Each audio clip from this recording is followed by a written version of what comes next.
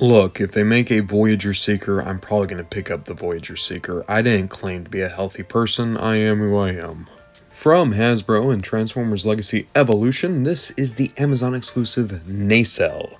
If you don't know who Nacelle is, it's because they're not really a character. They were like a prototype of Thrust, I think. That was like in a toy manual way back in the 80s.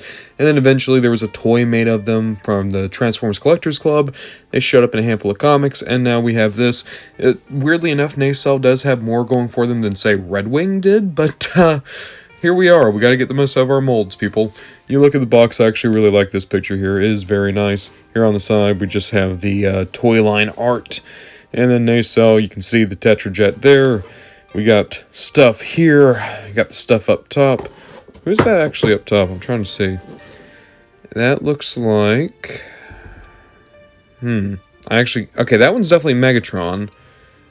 Yeah, I don't know. I can't make out anyone else. Alright. That's the box. Let's actually look at the figure. Getting Nacelle out of the box, and here's the thing, right? The Siege Seeker mold has always been a little bit divisive. I really love it, and a lot of people love it because at the end of the day, it's a good-looking Seeker mold. It's highly articulated. Even though I replaced some of the characters that got Earthrise releases with those Earthrise molds, I still have a lot of the Siege Seekers because it's a good-looking figure, and it helps your Seekers Armada look a little bit more diverse. That said, a lot of people dislike it because its transformation's always been a bit weak, the Tetrajet doesn't look great, and also some people just aren't into how overly sculpted the figure is. I'm fine with all those things, but just be aware that they didn't make any changes to the transformation or the sculpt here. It's entirely in the paint job, baby.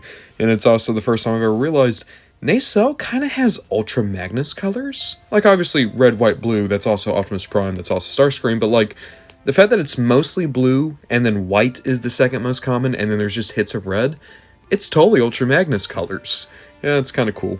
Taking a closer look, and I do like Nacelle's head sculpt. It's the same as all the Siege Seekers. His eyes are a little bit sunken in, and also they're so dull that they actually kind of disappear unless you're like really right up there in person. But it still looks fine.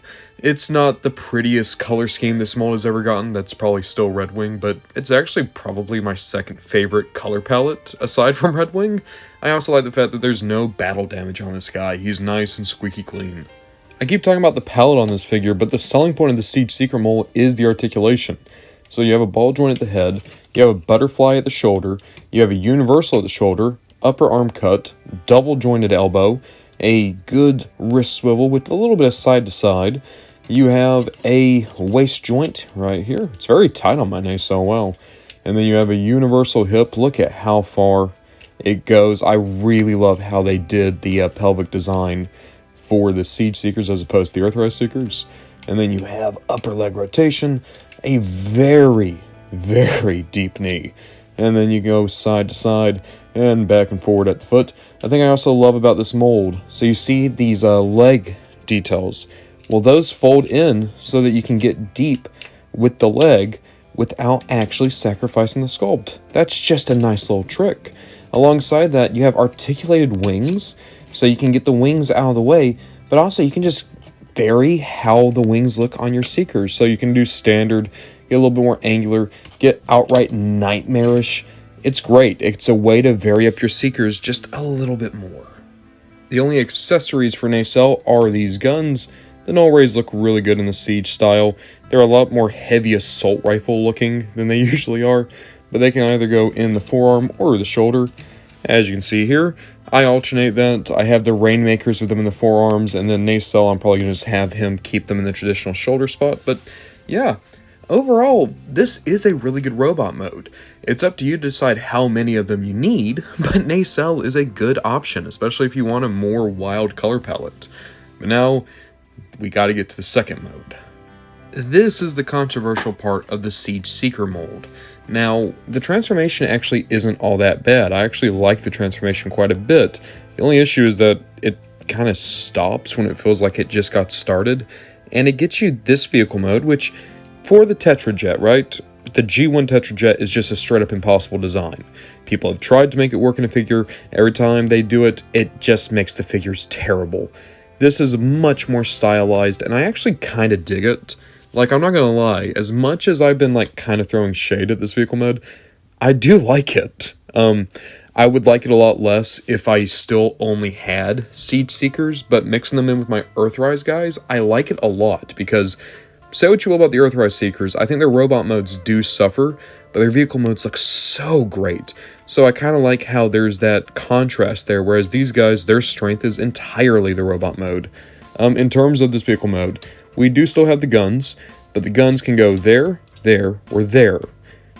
That's the same place, basically. It's a shame. It would have been cool if maybe there was a port like here on the nose or something, but no.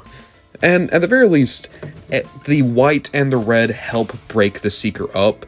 I'm looking at like Thundercracker and especially the Rainmakers where they get so boring in the vehicle mode. At least Nacelle's colors do still stick out, and I actually think this is the best the Tetrajet ever looked. The white and those little hits of red really help to make this thing look like a big, goofy space vehicle. With all that said, you want to know the single thing that surprised me the most?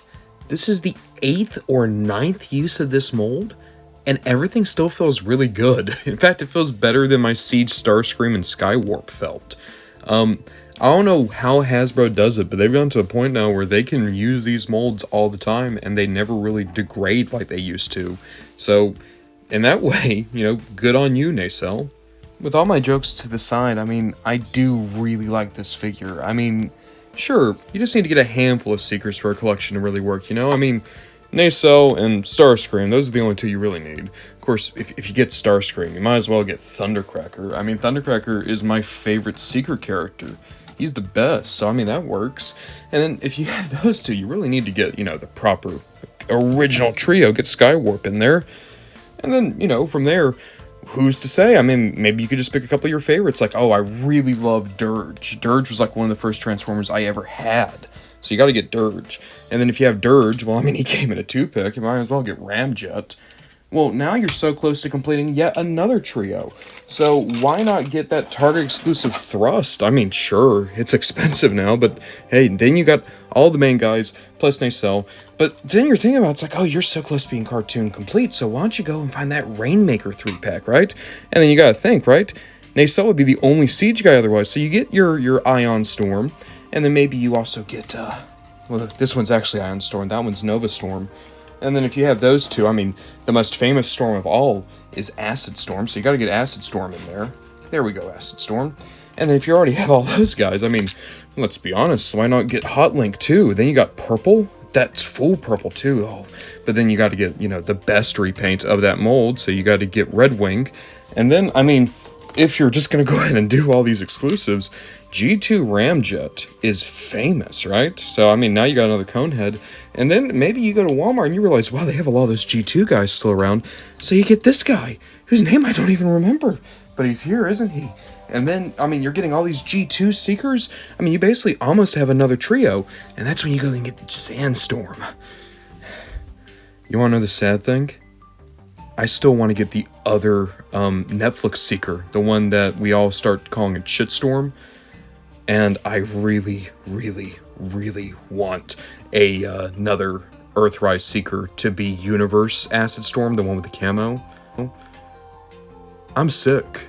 This is a sickness.